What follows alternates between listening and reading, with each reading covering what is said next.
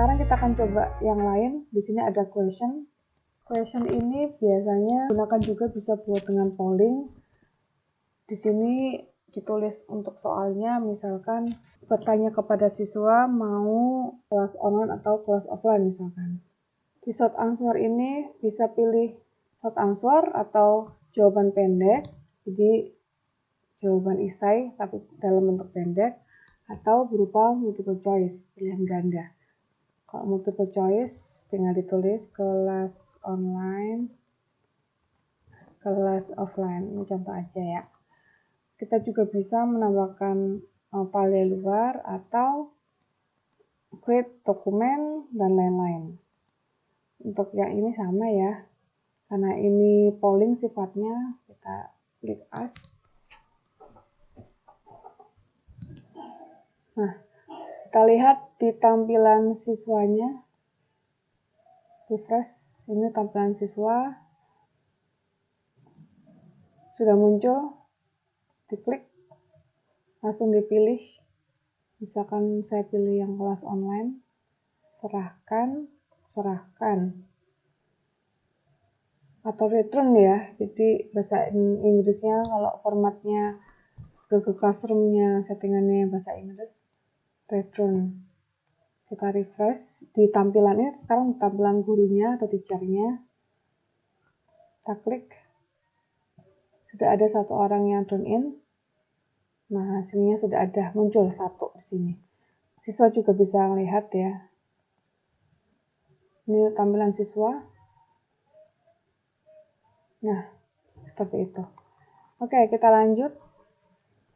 Sekarang saya kembali ke teacher atau guru. Kita coba memasukkan materi. Materi 1. Misalkan tambahkan file, bisa YouTube, bisa link, dan lain-lain. Misalkan ini, topiknya bisa kita buat. Ini belum muncul karena tadi kita belum bahas topik, nanti aja di sini, urut saja ya. Kalau sudah kita post. Oke, sudah. Kita lihat tadi tampilan siswanya. Refresh. Sudah muncul materi 1. Lihat materi. Nah, tinggal di-download. Di dalam materi juga bisa dilakukan diskusi di sana. Jadi siswa bisa komentar atau mengatakan sesuatu. Sedangkan di guru tampilannya nanti seperti ini. Nah, kita bisa replay.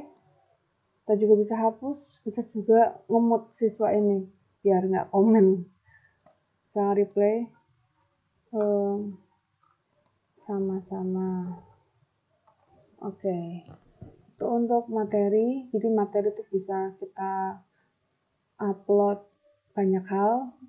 File yang sudah kita siapkan di laptop bisa, atau mau kita buat menggunakan Word-nya punyanya Google, atau kita punya link dari luar, boleh YouTube juga. Jadi banyak hal yang bisa kita masukkan sebagai materi di dalam kelas Google Classroom ini.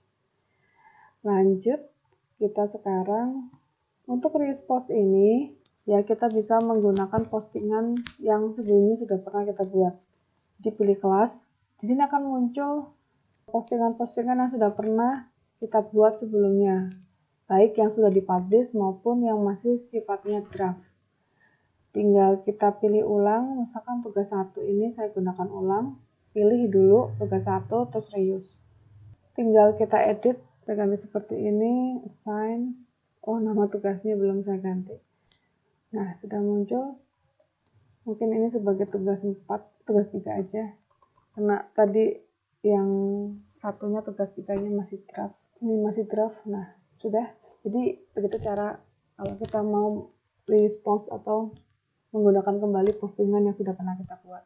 Yang terakhir, kita pilih topik. Misalkan topik ini bebas ya. Misalkan topik bisa kalian pecah menjadi sesuai dengan materi, misalkan pembahasan tentang materi A, terus materi B, materi C, dan seterusnya. Bisa juga topik ini berupa minggu. Jadi minggu pertama, minggu kedua, minggu ketiga, dan seterusnya. Jadi dengan kita bagi menjadi topik, itu akan mempermudah siswa juga untuk tracing materi dan tugas yang kita masukkan ke Google Classroom. Misalkan saya bagi, bisa juga dibagi berdasarkan jenisnya, jadi jenis materi sama jenis tugas. Misalkan di sini saya buat pertemuan aja, pertemuan 1. Tinggal nanti ini di drag drop. Nah, seperti ini.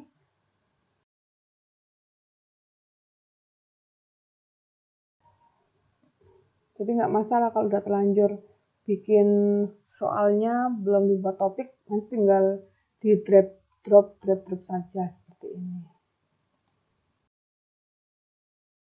Oke, sudah selesai. Jadi ada pertemuan 1, pertemuan 2, pertemuan 3, dan seterusnya. Ini juga pindah-pindah posisinya. Misalkan ini di atas, pertemuan 1 kan biasa di atas ya. Ini dimundurin. Nah, sekarang sudah urut pertemuan 1, 2, 3. Kita lihat dari tampilan siswanya. Pertemuan 1, pertemuan 2, pertemuan 3. Jadi siswa enak melihatnya, oh hari ini, atau minggu kemarin ini, sekarang di pertemuan 2, ini, minggu depan ini, dan seterusnya.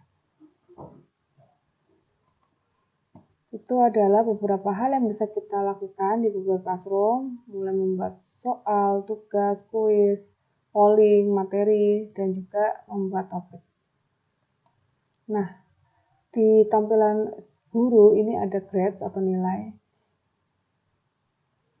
Dia akan memunculkan nilai-nilai yang tugas yang sudah dibuat sebelumnya, itu pasti kalau dibuat dia dapat dinilai pasti akan muncul di sini kolom-kolomnya. Bisa juga kita hapus ya, misalkan kayak polling ini kan memang tidak kita masukkan ke penilaian ya, hanya untuk polling aja, jadi bisa kita delete.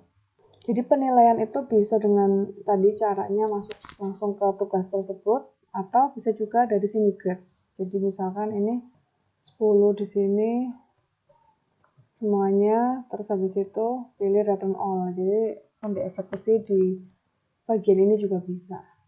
Oke, semoga dari video ini kalian sudah bisa menggunakan Google Classroom untuk membuat kelas digital, kelas online untuk kelas kalian masing-masing. Semoga video ini bermanfaat. Mohon maaf kalau ada salah. Wassalamualaikum warahmatullahi wabarakatuh. Bye-bye.